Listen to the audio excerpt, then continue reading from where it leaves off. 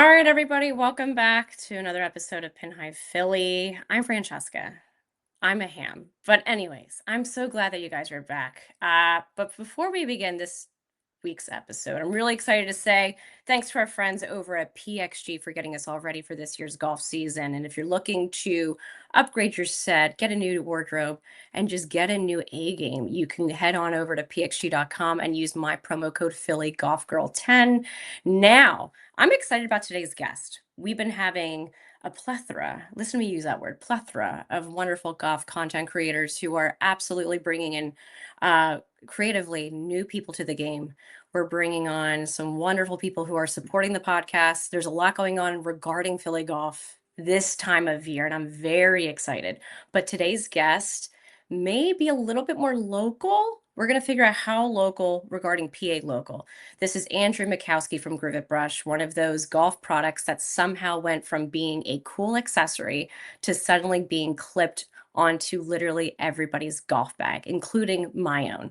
But what's interesting about Andrew's background is that this conversation goes beyond golf gadgets. He spent years building a, I guess, snowboard and ski company right here in Pennsylvania. He understands branding. He's an entrepreneur. Andrew Mikowski, welcome to the Pin High Philly podcast. Did I Thanks. get any of that right? I think you nailed it. I think you nailed it. Yeah. Thanks a lot for having me Nice. on the show. Excited to chat. Of course. Now, how local PA are you? So I'm in Lewisburg, Pennsylvania. So where Bucknell University is, about an hour north of Harrisburg. Kind of if you drew a Okay. plus sign on the state, right in the middle. Okay, so I assume there's a lot of there's more snow over there, more skiing opportunities. That's you got to get into that background a little bit because then Yeah. we need to figure out how this came about, which by the way, proof guys, I actually use his product. Like it squirts out water. It's okay, we're gonna get more into it, but go ahead, Andrew. Yeah. Well, my quote unquote day job as CMO over at Gilson Snow, a Mhm. Pennsylvania company that's been building snowboards and skis for the past 13 years, kind of right in the middle of the state. No, not a ton of snow there particularly, but Mhm. um, it's a great place to build as an American manufacturer there. So an amazing supply chain that starts from sustainably sourced Pennsylvania poplar that goes all the way to Mm. every step to building snowboards and skis inside that factory in Selinsgrove. So just a cool place to grow a sustainable supply chain for an industry that doesn't have so much of that. So yeah, that's been doing that for the past 8 years. But Grooveit is just such a cool company. I'm excited to talk more about it and how we went from a little golf gadget to being on the bags of PGA pros or all over the Mhm. place and having a lot of fun doing it. No, I'm excited too. You know what? I actually think like golf is becoming more like snowboard culture or so surf culture now. It's not just a sport anymore. It's like identity. Now, my first question for you is, how did you first get connected with Groove It? What's the backstory? Yeah, I'd say that golf, as you know, golf's just a small industry and you get to know people Yeah. pretty quickly. My really brief story is I came from a career in technology, tech sales for a big company before getting into the startup world about a dozen years ago. And as I kind of made that transition over the past 10 years, I've been working in kind of just the outdoor enthusiast space, really the things I love to do, right? Skiing, snowboarding, golf, the outdoors, Mhm. and have been fortunate enough to really just work where my passions lie. And I'm trying to think of exactly how we came to contact the first time. I was doing some consulting work in golf for probably 5 years. Mhm. And I think it might have been the folks at Dormy. Do you know the head club cover company Dormy up in Canada out of Nova Scotia that just make amazing No. leather head club covers? I mean, they are the most beautiful. Anyways, we were Okay. both working. Todd and the crew over there was also a partner with the NHL, and Gilson, the snowboard company, had been a new partner with the NHL. So we were actually launching some projects with the Flyers, right? So we were doing a gritty themed snowboard that was just so fun, so cool. And I had talked to the NHL folks just to hear about like other companies that were doing a good job, and they had said, "Oh, you got to talk to Todd over at Dormy because they're pretty similar. They make leather head club covers, kind of like we made snowboards." And we got to know each other and work together. And I think it was probably through through Todd, and maybe through the folks over at Desert Fox out in Arizona that you just bump into people. And so down at the PGA Mm. show, they said, hey, you got to meet Andrew. And we went out to dinner the first time we did, and just hearing about their company and what they were trying to do, it was kind of a good fit to come on board early on and help on the digital side of the business. That is really nice. Wow. Now, how did you go from that kind of background to a brush and it's specific for like how did the product come about from that background? Yeah, it's Clint's story. So Clint Like Sanderson. for reference, guys, like this Yeah. is what we're talking about here. Go ahead. So that was the first product, and Clint Yeah. Sanderson is the fellow that both invented the product and founded the company prior to me being Okay. there. But Clint just has an amazing story. He was an Army helicopter pilot and then went on to fly medical helicopters throughout Oklahoma for years. He was kind of laid up with an injury, and Clint is he's an inventor and tinkerer, and he is obsessed with things working properly, and he just wondered like why there's got to be a better way to have a golf brush than having this wet towel and then having your brush and Oh multiple yeah. different things. And so he started messing around, and he started prototyping. I think like one of the early prototypes is so cool. I see the old photos of like using a shaving cream tube, right? Like one of the little travel size shaving cream tubes. And he's kind of putting it together, and after a few rounds of prototyping, he got to something similar to what you had on your hand, the original Groovelt Brush. And he brought it down to the PGA show. I think the first year he was down there, they won second place in the new innovation zone for the product. Oh, And wow. it was just starting out, and it's it's patented technology. The patents came through, and that's how the company got started, from an idea of just saying there's got to be a better way to inventing something. And it's gone on to be, the Mm, best-selling products. We basically have two products, right? We have that one and then the small little brush that you see on a lot of the bags of the PGA yeah. Tour players. But that's kind of how it started. No, and I'm tired. It's so funny because I've been playing golf for a while now. After you go, and I don't, if you're like a non-golfer, which wouldn't make any sense, you wouldn't be listening to this podcast anyways, but all golfers know this. You go on the range, you practice, you scuff up your clubs with with the residue from the plastic of the mats or dirt from grass stain. It's dirt, grass, it's a bunch of gunk, and then what you do is you take your clubs and you soak it in probably the nastiest backwater of like rainfall from 3 days that have accumulated and never gets changed. Yeah. And you're soaking your clubs in there until everything kind of loosens up. And then you take your good towel, and then it's just such a nasty process. And to me, it's got a beautiful aesthetic to it. It looks great on my golf bag, and it's so versatile. I use it so much, and I'm such a fan of your product. And I think that everybody should have it on their bag. Now, besides golfers, I know you guys have elevated, like it's been years now. And last I heard, you guys have been really working with some incredible collabs from Good Good. I just recently saw. Like, tell me more about the growth and the collaborations that you've solidified over the last couple of years. Yeah, I think at the core of the company, we want to make awesome products that really work well and that are high quality and premium. And we want to help Mm-hmm. people play better golf, right? And it's like one of the Mm-hmm. things that, if you think about the things that people can do, one of the easiest, but like every single person can do it. You could look at it and say, you want to have better scores? Make sure your clubs are clean, right? Like it's something that everybody Yeah. one thing I see sometimes, and I was guilty of it in the past also. You go out there and you take a big divot, you don't even clean your club off, and you're dirt on it, you're not making good contact, et cetera, et cetera. So it's one thing everybody can do to play better.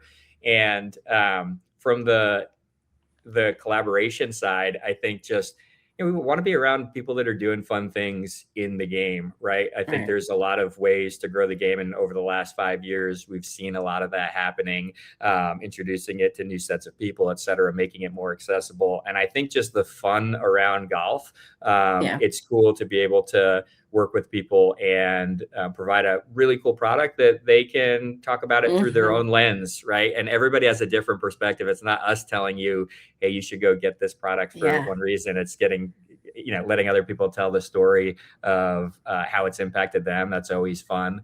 Um, yeah, we just like to work with Yeah. good fun people, right? No, this is so funny. And the funny thing is, golfers love gadgets. And I'm one to love all the gadgets and gizmos of plenty when it comes to the game of golf.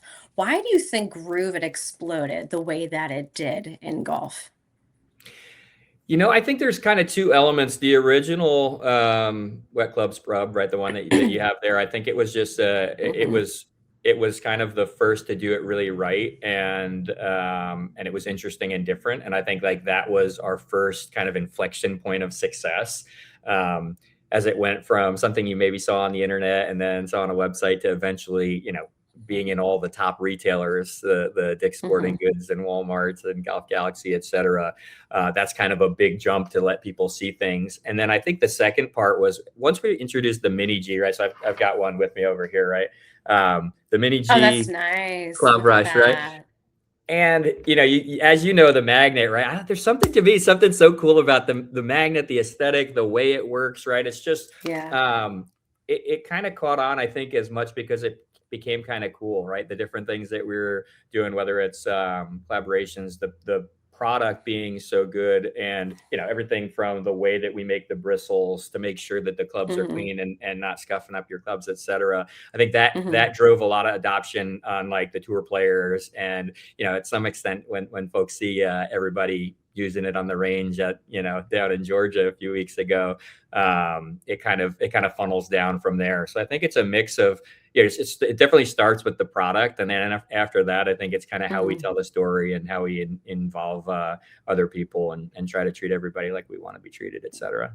That's correct. Let's just ditch that dirt rainwater bucket from the range. Switching gears for a second. You mentioned storytelling. I know golf brands nowadays, there's a lot of pressure with social media and content creation. As a micro golf content creator in the space, Hmm. I am always looking.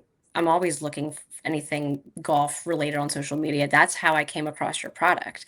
Perfect. Now, do golf brands now have to think like media companies? How are you guys utilizing digital? I don't even want to say social media anymore. It's not really that social, but I guess it's more of like it's just digital media at this point. Yeah, I think I've been around long enough to kind of see the progression of where people spend their time, and in a former life from an advertising perspective, right?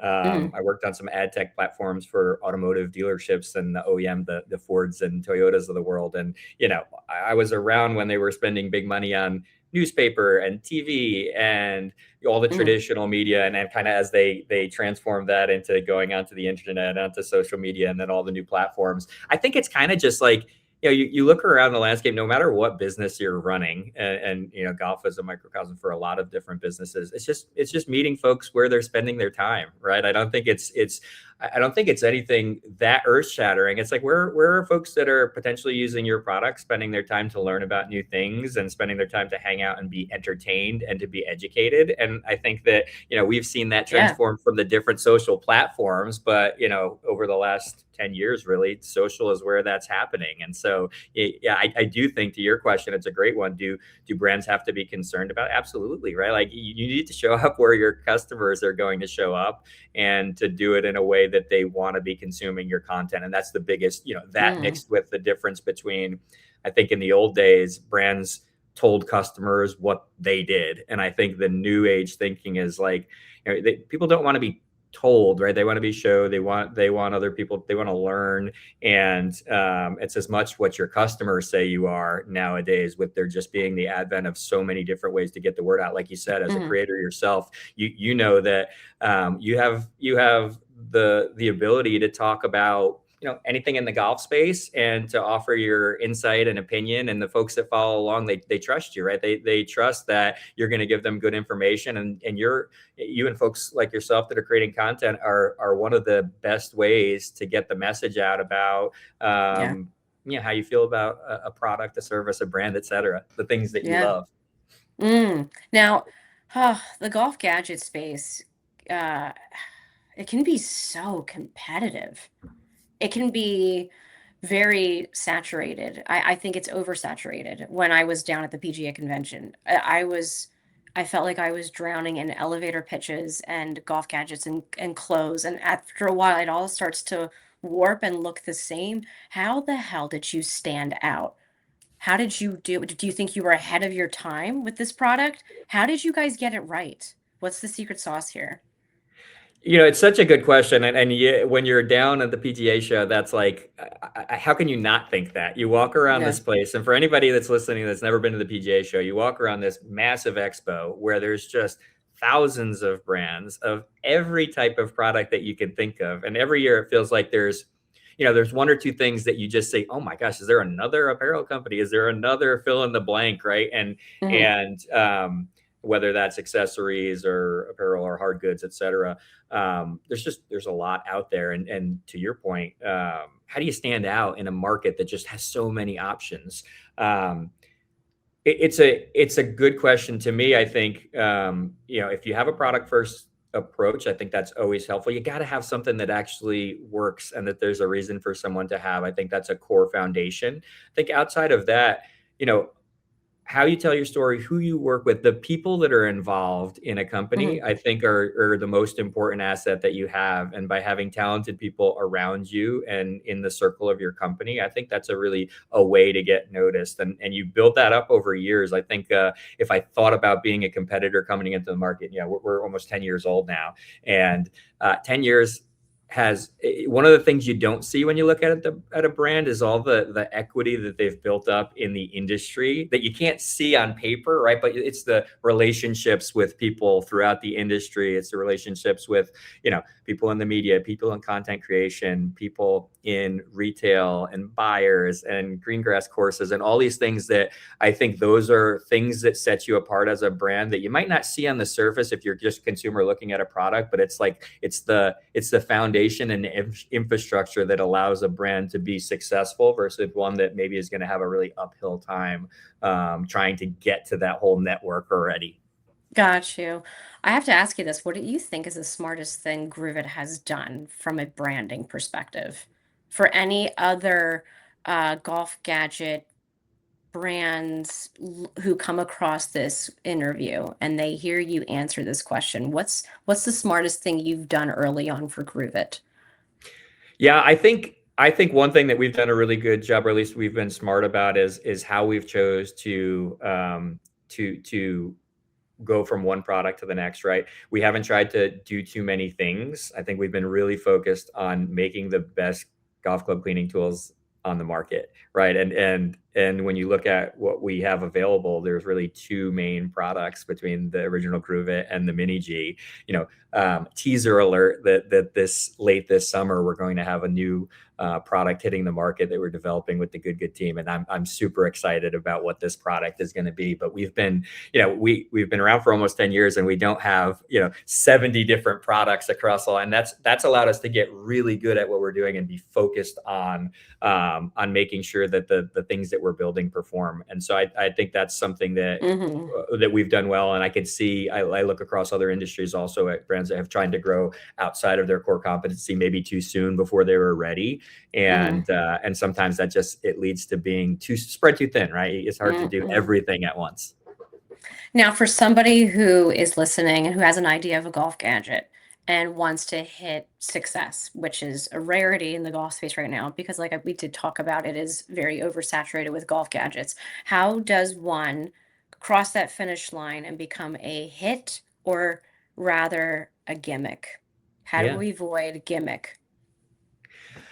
I think I think I have one that's probably what in my opinion, is the most important, and that's a level of perseverance of the Hmm. person or team that's behind it.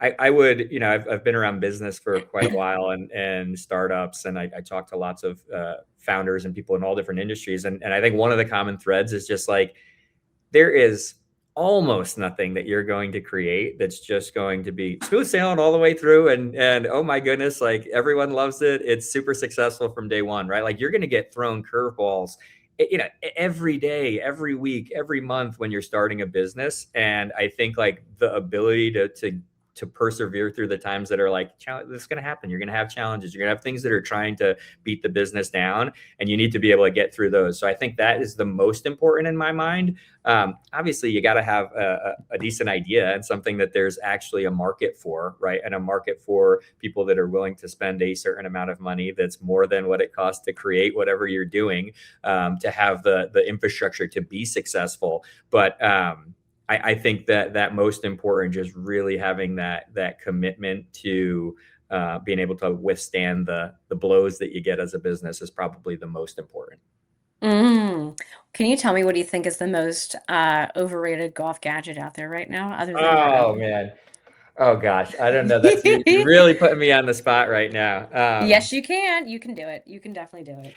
Oh, gosh. I'm gonna I can say this. I can say this. I'm not really a gadget person. All right. And I look at Oh, that's so it's such boring. Come it's a on. bit of a cop out, but I honestly don't use really any gadgets. I'm not somebody that I love golf. Golf was always for me it was probably the first sport that I really played. And when I say golf, it was like I grew Mhm. up playing golf. For us was I lived about an hour north of New York City. It was rural at the time. We had some land, and we cut down a little part of the grass that was short. And me and my brother and my mom and dad had like a few clubs, and we'd go out. And golf for me was like hitting balls in the backyard into a painted circle. And we had a blast doing it.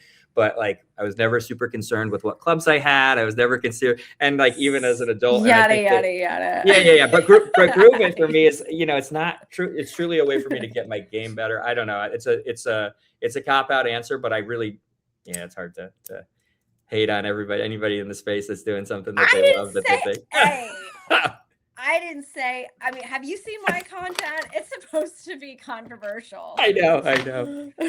1, 2, Sorry, 3, it's a very shoot. granola answer. Overrated. It's so granola. It's granola. It's square. Overrated golf gadget. Okay, I'll say the Groovelt Brush. No, I'm just kidding. Oh no, yeah. All right, switching gears. We're gonna do a little bit of a lightning round. Okay, so Okay. totally turn your brain off, but not really. I'm Okay. gonna. It's more of like a this or that, and Okay. within 5 seconds, just give you 1 or 2 word answers. Are you ready? Okay. I'll try. Okay. Push cart or carry bag? Push cart. Okay. Early morning tea time or twilight round? Twilight. If Groove It did a dream collab tomorrow, who would it be with? Gosh. Some of our favorite courses, maybe Pebble Beach. Oh, all right. We're gonna be sure to tag Pebble Beach there for that answer. Nice. One trend in golf you secretly hate.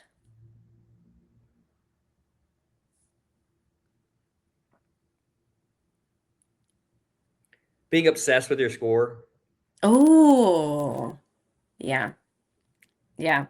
It just totally takes you out of that flow state, which results into a good score. I agree. My best Yeah. friend's wife took up golf kind of later in life, and she's awesome. She's this an Mhm. athletic gal, and when she first started, she drew. She's an artist too, and she would draw symbols on the scorecard, like that were Yes. happy if she had a good score, like Yes. something that would made her feel sad if she had a bad score, but she didn't keep scoring. And I always thought that was the coolest thing. Oh, okay. Shout out to Last call. Allie. Shout out to Allie winning her Hi, women's Allie. leagues. Yeah. Allie, we'll have to go out and play around. I gotta ask you, who do you have pegged winning the PGA championship at Aronimink in Philly? So there's some easy answers when you look at some people that are just tearing it up right now, right? Like you Mhm. look across the board, you see what Matty Fitz and Cam Young Mhm. are doing. You got Scotty is like kind of knocking down the door, but I'm going Ludwig Oberg. Cameo. I love Okay. Ludwig. I think he's yet to really fully break through. But I've Mhm. got Ludwig. I like him at whatever his odds right now. Is he 15-1, something like that? I'll take him Okay. all day. You know what's so What about interesting? you? I had that's a real okay. I like your pick. I am floating Cam Young. I think he'll be a little bit Yeah. of a dark horse. Yeah. I actually had Rory doing a two-peat, a Ooh, repeat, okay. two-peat repeat. That's so redundant. When over at the Masters, I want to say Rory again, but my gut, I know I won't, but my gut is saying Justin Rose. Ooh, Justin okay. Rose knows how to he knows that course, Yeah. and I have him pegged winning the PGA Championship this year. I do. He's coming off fresh off of his McLaren golf announcements, right? I mean, that's exciting forever. That's Shout out McLaren, right? shout out McLaren, tag Yeah. below. No, I'm Yeah, kidding. yeah. So I have him win. Are you going to be going by any chance? Yeah, I'll probably go down. I haven't made plans yet, but I'll definitely get down for one of the days. Yeah. All right, and let me know if you do, both of you guys, because Awesome. I'll be looking for you guys and advocating for Groovelt Brush. Where can people go and buy Groovelt Brush? So the easiest way, grooveitbrush.com is super simple. That's our website. You've got Amazon is always an easy place to buy. And then, of course, wherever you buy your golf gear at. So any of the big players down to your local shops, a lot of them will have them also. Andrew, I can't thank you enough for your time. I cannot thank you enough for your time. And you know what, being in the golf content creator space, I'm exposed to a lot of gadgets and brands. I Yeah. gotta say, this is one I genuinely really enjoy using. And I really enjoyed meeting you. I love this conversation because it just shows how much golf has evolved and it's becoming more than just a game. So now it's products, branding, content, lifestyle, community. We all got it. We got it all in this episode. So I just want to say thank you again for your time. And for those of you who are listening, be sure to like, share, and subscribe. We're on all major podcast streaming platforms. Andrew Mikowski of Groovelt Brush, thank you so very much for joining us on Pin High Philly. And maybe I will see you at the PGA Championship. Thanks for having me and all the awesome things you're doing for golf in Pennsylvania and Philadelphia in particular. Amen to that. All right, you guys, you know what to do. Keep it in the fairway. Keep it here. Thanks, Andrew.